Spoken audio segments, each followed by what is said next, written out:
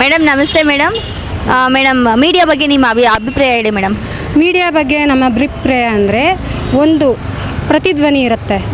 ಆ ಧ್ವನಿಲಿ ನಾವು ಎತ್ತಿ ಕೂಗೋಕ್ಕಾಗಲ್ಲ. ಏಕೆ ಅಂದರೆ ಇವಾಗ ಒಂದು ರಾಜಕಾರಣಿಗಳೇ ಆಗ್ಬೋದು, ಒಂದು ಕರ್ನಾಟಕ ಅಂತ ಬಂದರೆ ಎಲ್ಲರೂ ಸೇರ್ತಾರೆ, ಯಾವ ಕ್ಯಾಸ್ಟು ಇರಲ್ಲ, ಯಾವ ಜಾತಿ ಗಣತಿ ಇರಲ್ಲ. ಜನಗಣತಿ ಅಂದರೆ ಒಂದು ಸಂಖ್ಯೆ ಇರುತ್ತೆ. ಈಗ ಕನ್ನಡದವರು ಅಂದರೆ 1,000 ಕೋಟಿನೇ ಇರ್ಬೋದು. ಈಗ ತಮಿಳಿಯನ್ಸೇ ಇರ್ಬೋದು, ಅವರು 500 ಜನ ಇರ್ತಾರೆ. ತೆಲುಗು 300 ಜನ ಇರ್ತಾರೆ. ಈಗ ಏನಂದರೆ ಎಲ್ಲರ ಮಧ್ಯೆ ಇರೋದು ಕನ್ನಡದವರೇ, ಆದರೆ ಕನ್ನಡಕ್ಕೆ ಪ್ರಾಮುಖ್ಯತೆ ಇಲ್ಲ. ಇಂಗ್ಲೀಷು, ಕನ್ನಡ, ಹಿಂದಿ, ಉರ್ದು ಈ ಥರ ಬರ್ತಾಯಿದೆ. ಈಗ ಕನ್ನಡದವರು ಪ್ರತಿಧ್ವನಿ ಎತ್ತಬೇಕಂತಂದರೆ ಛಾಯಾಗ್ರಹಣದಲ್ಲಿ ಒಳ್ಳೊಳ್ಳೆ ಸೀರಿಯಲ್ಲು ಎಲ್ಲ ಬರ್ತಾಯಿದೆ. ಆದರೆ ಟಿ ವಿ ನೋಡೋಕ್ಕೆ ಯಾರಿಗೂ ಪುರ್ಸೊತ್ತಿಲ್ಲ. ಯಾಕೆ ಅಂತಂದರೆ ಟಿ ವಿಗಿನ್ನ ಫೋನ್ಗೆ ಪ್ರಾಮುಖ್ಯತೆ ಇದೆ. ಆಯಿತಾ, ಫೋನಲ್ಲಿ ಯೂಟ್ಯೂಬ್ ಚಾನಲ್ ಬರುತ್ತೆ. ಯೂಟ್ಯೂಬ್ ಚಾನಲ್ ಬಂದರೆ ಅದರಲ್ಲಿ ಒಂದು ಒಳ್ಳೆಯದು ಬರುತ್ತೆ, ಒಂದು ಕೆಟ್ಟದ್ದು ಬರುತ್ತೆ. ಟಿ ವಿಲಂದರೆ ಮನೆಯಲ್ಲೇ ಇರೋರಿಗೆ ಸೀರಿಯಲ್ ಬರುತ್ತೆ. ಆಯಿತಾ, ಮುಂಚೆ ಚಂದನ ಬರ್ತಾಯಿತ್ತು. ಚಂದನ ಬಿಟ್ಟರೆ ಉದಯ ಟಿ ವಿ ಬರ್ತಾಯಿತ್ತು. ಉದಯ ಬಿಟ್ಟರೆ ಉದಯ ಮೂವೀಸು ಫೇಮಸ್ ಆಗಿತ್ತು. ಈಗ ಟಿ ವಿ ನೋಡೋಕ್ಕೆ ಅವಶ್ಯಕತೆಯೇ ಇಲ್ಲ. ಯಾಕೆಂದರೆ ಫೋನೇ ಇದೆಯಲ್ಲ. ಈಗ ಒಂದು ಕರೆನ್ಸಿ ಬಂದು 150 ಇದ್ದಿತ್ತು, 150 ಇತ್ತು. ಎಷ್ಟು ಕಾಲ್ಗೆ? 3 ಕಾಲ್ 4 ಕಾಲ್ ಮಾಡಿದ್ರೆ 150 ರೂಪಾಯಿ ಕರೆನ್ಸಿ ಕ್ಲೋಸ್. ಒಂದು ಫೋನ್ ಮಾಡಿದ್ರೆ 50 ರೂಪಾಯಿ, ಆವಾಗ ಕರೆನ್ಸಿ ಕ್ಲೋಸ್. ಈಗ ಒಂದು ಊಟದ ಬೆಲೆ 50 ರೂಪಾಯಿ. 50 ರೂಪಾಯಿ ಅಂದರೆ ಕರೆನ್ಸಿ 350 ರೂಪಾಯಿ. 350 ರೂಪಾಯಿ ಅಂದರೆ ನೆಟ್ ಪ್ಯಾಕೇಜ್ ಎಷ್ಟು ಕೊಡಬೇಕು? 1.5. ಅವ್ರು 1.5 ಕೊಡೋಲ್ಲ, 1 ಪಾಯಿಂಟೇ ಕೊಡೋದು. ಏಕೆ? ನಾವು ಕರೆಕ್ಟಾಗಿ 350 ರೂಪಾಯಿ ಕೊಟ್ಟಿರ್ತೀವಿ, ಆದರೆ ನಾವು ನೋಡೋದು ಪ್ಯಾಕೇಜ್ ಎಷ್ಟಿದೆ, ಕಮ್ಮಿ ಇರುತ್ತೆ. ಆದರೆ ಒಂದಿನ ಡೇಟಾ ಅಂತ ಕೊಡ್ತಾರೆ, 1 ಪಾಯಿಂಟೇ ಇರುತ್ತೆ. ಆದರೆ ನಾವು ಯೂಸ್ ಮಾಡೋದು ಒಳ್ಳೆಯದೇ ನೋಡ್ತಾಯಿದ್ರು, ಅದಕ್ಕೆ ಕೆಟ್ಟದ್ದು ಬರುತ್ತೆ. ಈಗ ಮಕ್ಕಳ ಕೈಲಿ ನಾವು ಫೋನ್ ಕೊಡೋಕ್ಕಾಗಲ್ಲ. ಈಗ ಏನು ಮಾಡ್ತಾರೆ, ಆಟ ಆಡೋ ಮಕ್ಕಳ ಕೈಲೂ ನಮಗೆ ಫೋನ್ ಬೇಕು ಅಂತಾರೆ. ಅರ್ಥ ಆಯ್ತಾ? ಈಗ ಕನ್ನಡ ಒಂದು ನ್ಯೂಸ್ ಪೇಪರ್ ಯಾರೂ ಓದೋರಿಲ್ಲ. ಸರ್ ಮೇಡಮ್, ಅಂದರೆ ಇವಾಗ ನಿಮ್ಮ ಪ್ರಕಾರ ನೀವು ಹೇಳ್ತಿರೋದು ಇವಾಗ ಅಂದರೆ ನೆಗೆಟಿವ್ನ ಪಾಸಿಟಿವ್ನ, ಇದ್ರ ಬಗ್ಗೆ ಹೇಳಿ. ನೆಗೆಟಿವ್ ಯಾವುದು, ಪಾಸಿಟಿವ್ ಯಾವುದು ಅಂತ ಹೇಳಿ. ನೆಗೆಟಿವ್ ಅಂದರೆ ಒಂದು ಫೋಟೋ ತೊಗೊಳಕ್ಕೆ ಯಾರಿಗೂ ಹೆದರ್ಕೋತಾರೆ. ಒಂದು ಫೋನಲ್ಲಿ ಒಂದು ಫೋಟೋ ಹಾಕೋದಕ್ಕೆ ಹೆದರ್ಕೋತಾರೆ. ಒಂದು ಫೋಟೋಯಿಂದ ಒಬ್ಬರ ಜೀವನ ಹಾಳಾಗತ್ತೆ. ತಿರ್ಗಾ ಫೋಟೋಯಿಂದ ಏನು ನಾರ್ಮಲಾಗೇ ಇರುತ್ತೆ, ಅದು ಬೇರೆ ಏನು ಬರುತ್ತೆ ಅಂತಲ್ಲ. ಇದು ಪಾಸಿಟಿವ್ ಆಗಿ ಇರೋರ್ದು, ಸತ್ಯ ಇರೋರ್ದು ಇವಾಗ ಸತ್ಯ ಇರೋರ್ದು ಸತ್ಯ ಬರುತ್ತೆ, ಆದರೆ ಬೇರೆಯವ್ರದ್ದು ಬರ್ತಾ ಇದೆ. ಓಕೆ ಮೇಡಮ್, ಇವಾಗ ಟಿ ವಿ ಚಾನಲ್ ಬಗ್ಗೆ ಮಾತಾಡಿ ಮೇಡಮ್. ಟಿ ವಿ ಚಾನಲ್ ಅಂದರೆ ಇವಾಗ ನ್ಯೂಸ್ ಚಾನಲ್ಸ್ ನೋಡ್ತಾ ಇರ್ತೀರಾ ನೀವು? ಹಾಂ, ಈಗ ಜನಗಳಿಗೆ ಮೋದಿ ಸರ್ಕಾರ ಬಂದಿದೆ, ಯೂಟ್ಯೂಬಲ್ಲಿ ಬಂತು ಜಸ್ಟ್ ಮೋದಿ ಸರ್ಕಾರ ಬಂತು. ಈಗ ದಿನಬಳಕೆ ವಸ್ತು ಎಲ್ಲ ರೇಷನ್ ಕಾರ್ಡ್ಗೆ ಬರುತ್ತೆ. ಏನು ಬರುತ್ತೆ? ದಿನಬಳಕೆ ವಸ್ತು, ಬೇಳೆ, ಅಕ್ಕಿ ಎಲ್ಲ ಫ್ರೀ ಬರುತ್ತೆ ಅಂತ ಅಂದರು. ಆಯಿತು, ದಿನಬಳಕೆ ವಸ್ತು ಎಷ್ಟಾಗಿದೆ? ರೇಷನ್ ಕಾರ್ಡಲ್ಲಿ ಬರೋದೇ ರಾಗಿ, ಅಕ್ಕಿ. ಆಯಿತಾ, ದಿನಬಳಕೆ ವಸ್ತು ಎಲ್ಲ ಕೊಡ್ತೀವಿ ಅಂತ ಅಂದ್ಬಿಟ್ಟು ಯೂಟ್ಯೂಬಲ್ಲಿ ಹಾಕಿದ್ದಾರೆ. ಆಯಿತಾ, ಅಲ್ಲಿ ಯಾವುದೂ ಬರ್ತಾಯಿಲ್ಲ. ಈಗ ಗೃಹಿಣಿಯರಿಗೆ 2,000 ಮೀಸಲಾತಿ ಅಂತ ಇದೆ, ಮನೇಲೇ ಇರೋರಿಗೆ. ಯಾರಿಗೆ ಬರ್ತಾಯಿದೆ, ಯಾರಿಗೆ ಬರ್ತಾಯಿಲ್ಲ ಗೊತ್ತಿಲ್ಲ. ಈಗ GST ಅಂತ ಇದೆಯಲ್ಲ, ಆ GST ಎಲ್ಲ ಯಾವ ಥರ ಕಟ್ಟಾಗ್ತಾ ಇದೆ. ಇವಾಗ 5 ರೂಪಾಯಿ 10 ರೂಪಾಯಿ ಇರೋದು, ಈಗ ಒಂದು ಪ್ರಾಡಕ್ಟ್ಗೆ ಒಂದು ಸೋಪ್ ತೊಗೋತೀವಿ 100 ರೂಪಾಯಿ 150 ರೂಪಾಯಿ. ಎಷ್ಟು? 100 ರೂಪಾಯಿ 150 ರೂಪಾಯಿ. ಅದಕ್ಕೆ ಎಷ್ಟಿದೆ ಅಂದರೆ 100 ರೂಪಾಯಿ ಬೆಲೆ ಇದ್ದರೆ 50 ರೂಪಾಯಿ ಜಾಸ್ತಿ ಆಗಿದೆ. ಒಂದು ಕ್ರೀಮ್ ಬಂದು 500 300 ಆಗಿದೆ.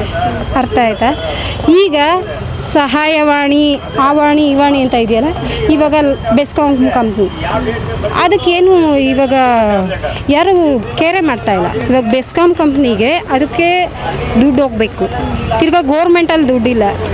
ಈಗ ಕ್ರೀಮ್ಗಳು, ಸೋಪು, ಕಾಸ್ಮೆಟಿಕ್ಸು, ಡ್ರೆಸ್ಸು ಅದಕ್ಕೆ ಹೋಗ್ತಾಯಿದೆ. ರೇಷನ್ ಕಾರ್ಡಲ್ಲಿ ರೇಷನ್ ಕೊಡ್ತಾ ಇದ್ದಾರೆ ಹೊರತು ಇವಾಗ ಅವ್ರಿಗೆ 2,000 ರೂಪಾಯಿ ಬಂತು, ಇವ್ರಿಗೆ 2,000. ಯಾರಿಗೆ ಬಂತು? ಇವಾಗ ನಿಮಗೆ ಬಂತಾ? ಬಂತ ನಮಗೆ ಬಂತ?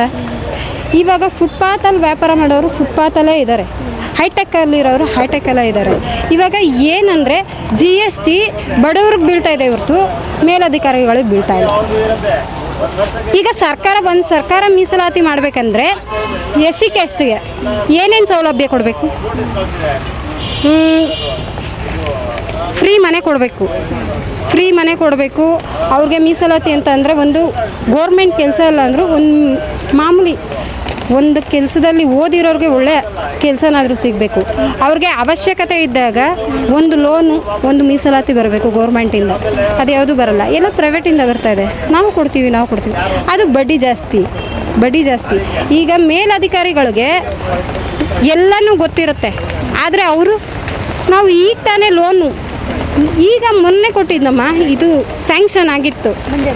ಈಗ ಸ್ಯಾಂಕ್ಷನ್ ಆಗಿತ್ತು ಈ ಲೋನ್ ಸ್ಯಾಂಕ್ಷನ್ ಆಗಿತ್ತು, ಆದರೆ ಈಗಿಲ್ಲ. ಅಲ್ಲ, ಅದೇ ಹೇಳ್ತಾ ಇದ್ದಾರೆ. ಬನ್ನಿ. ಈಗ ಲೋನ್ ಸ್ಯಾಂಕ್ಷನ್ ಆಗಿದೆ, ಆದರೆ ಈಗಿಲ್ಲ, ಕ್ಯಾನ್ಸಲ್ ಆಗಿದೆ. ಯಾಕೆ? ಮೀಸಲಾತಿ ಎಷ್ಟಿರುತ್ತೆ? ಒಂದು ಜಾತಿ ಗಣತಿಗಿದ್ರೆ ಇಷ್ಟು ಅಂತ ಇರುತ್ತೆ, ಇಷ್ಟು ಕೋಟಿ ಅಂತ. ಅದು ಯಾವ ಮೀಸಲಾತಿನೂ ನಮಗೆ ಕೊಟ್ಟಿರೋದು ಯಾರಿಗೆ?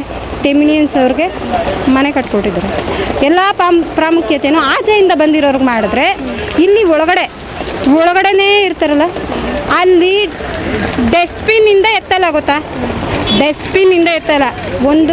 ಒಂದು ಕೆಲಸ ನಡೆಯಲ್ಲ, ಒಂದು ಕಾಮಗಾರಿ ನಡೆಯಲ್ಲ, ಒಂದು ಉನ್ನತ ಮಟ್ಟ ಏನೂ ನಡೆಯಲ್ಲ. ಅಲ್ಲಿರೋರು ಅಲ್ಲೇ ಇರ್ತಾರೆ ಸರ್ಕಲಲ್ಲಿ ಹೊರ್ತು. ಈಗ ಎಲ್ಲೋ ಬಂದಿರ್ತಾರೆ ಫುಟ್ಪಾತಲ್ಲಿ, ಟಾರ್ಪಲ್ ಹಾಕೊಂಡು ಮಲಗಿದ್ದಾರೆ. ಅವ್ರು ಒಳಗಡೆ ಹೆಂಗಿರ್ತಾರೆ, ಅವರು ಯಾಕೆ ಈ ಥರ ಇರ್ತಾರೆ ಅನ್ನೋದು ಅವರು ಹೋಗಿ ಟೆಸ್ಟ್ ಮಾಡಲ್ಲ. ಟಾರ್ಪಲ್ ಹಾಕಿ ಮಲಗಿದ್ದಾರೆ, ಇವ್ರಿಗೆ ಮನೆ ಕಟ್ಕೊಡೋಣ.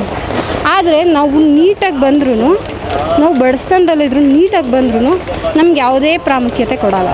ಅರ್ಥ ಆಯ್ತಾ? ಈಗ GSTಯಿಂದ ಟ್ಯಾಕ್ಸಿಂದ ಒಂದು ಗಾಡಿ ಹೋಗ್ಬೇಕಂದ್ರೂ ಟ್ಯಾಕ್ಸು GST ಎಲ್ಲ ನಾವು ಕಟ್ತೀವಿ. ಆದರೆ ಇಲ್ಲಿಂದ ತಮಿಳ್ನಾಡಿಗೆ ಹೋದರೆ ಒಂದು ವಾಟರ್ ಬಾಟ್ಲು ಕೊಡೋಲ್ಲ. ಅರ್ಥ ಆಯ್ತಾ? ಒಂದು ವಾಟರ್ ಬಾಟ್ಲು ಕೊಡೋಲ್ಲ, ಒಂದೇನು ಕೊಡೋಲ್ಲ. ಯಾವುದು ಜಾತಿ ಇಲ್ಲ, ಯಾವುದು ಕ್ಯಾಸ್ಟ್ ಇಲ್ಲ. ಇಲ್ಲಿಂದ ಹೋದರೆ ಅಲ್ಲಿ ಏನು ಫೆಸಿಲಿಟಿ ಇಲ್ಲ. ನಾವು ಅಲ್ಲಿಂದ ಇಲ್ಲಿ ಬಂದವ್ರಿಗೆ ಎಲ್ಲ ಫೆಸಿಲಿಟಿ ನಾವು ಮಾಡಿಕೊಡ್ಬೇಕಾ? ಇವಾಗ ನಾವು ಯಾವ ಕ್ಯಾಸ್ಟು ನೋಡೋಲ್ಲ. ಇವಾಗ ಬಂದರೆ ಏನಾದರೂ ನೀರು ಕೊಡ್ತೀವಿ, ಎಲ್ಲ ನೋಡ್ತೀವಿ. ಆದರೆ ನಾವು ಇಲ್ಲಿಂದ ಹೋದರೆ ಒಂದು ಕೇರ್ ಇಲ್ಲ, ಒಂದೇನಿಲ್ಲ. ಎಲ್ಲದಕ್ಕೂ ದುಡ್ಡು. ಆದರೆ ಏನು ಮಾಡ್ತೀವಿ? ದೇವರಿದೆ, ನಾವು ಅಲ್ಲೋಗಿ ಕೈ ಮುಗಿ. ಯಾಕೆ? ಬೆಂಗಳೂರಲ್ಲಿ ದೇವರಿಲ್ವಾ? ನಮ್ಮದೇ ಇದೆ, 5 ತಲೆಮಾರಿನ ದೇವಸ್ಥಾನ. ಆದರೆ ಅಲ್ಲಿ ಯಾರೂ ಬರೋಲ್ಲ. ಯಾಕೆ? ದೇವಸ್ಥಾನ ಚಿಕ್ಕದು. ಎಲ್ಲ ಫೆಸಿಲಿಟಿ ನಾವು ಎಲ್ಲ ಒಬ್ರು ಕಷ್ಟ ಬಂತು ಅಂದರೆ ನಾವೆಲ್ಲ ಮಾಡ್ತೀವಿ. ಆದರೆ ಇವರು ಎಲ್ಲದಕ್ಕೂ ದುಡ್ಡು ತೊಗೋತಾರೆ, ಅಲ್ಲೇ ಹೋಗ್ತಾರೆ. ಅರ್ಥ ಆಯ್ತಾ? ಇವಾಗ ಒಂದು ದೇವಸ್ಥಾನ ಮಾಡಬೇಕಂದ್ರೆ, ಒಂದು ಚಿಕ್ಕದು ಒಂದು ಪುಟ್ಟದೇ ದೇವಸ್ಥಾನ ಮಾಡಬೇಕಂತಂದರೆ ಅದು ಎಷ್ಟು ಕಷ್ಟ ಇರುತ್ತೆ. ಈಗ 5 ತಲೆಮಾರಿನ ದೇವಸ್ಥಾನ ಇಷ್ಟೇ ಇದೆ ಅಂತಂದರೆ ಅದಕ್ಕೆ ಎಷ್ಟು ಖರ್ಚಾಗಿರುತ್ತೆ? ನಾವು ಹೇಳೋದು ಒಂದು ದೇವಸ್ಥಾನ ಆಗಿರ್ಬೋದು, ಒಂದು ಮಂದಿರ ಆಗಿರ್ಬೋದು, ಒಂದು ಮಸೀದಿ ಆಗಿರ್ಬೋದು, ನಾವು ಕ್ಯಾಶ್ ನೋಡ್ತೀವ ಕನ್ನಡದವರು. ಆದರೆ ನಾವು ಇಲ್ಲಿಂದ ಹೋದರೆ ಅವ್ರಿಗೆಲ್ಲ ನೋಡ್ತಾರೆ. ನಾನು ಅದನ್ನು ಕೇಳ್ತೀನಿ, ಯಾಕೆ ಆ ಥರ? Okay madam, thank you so much.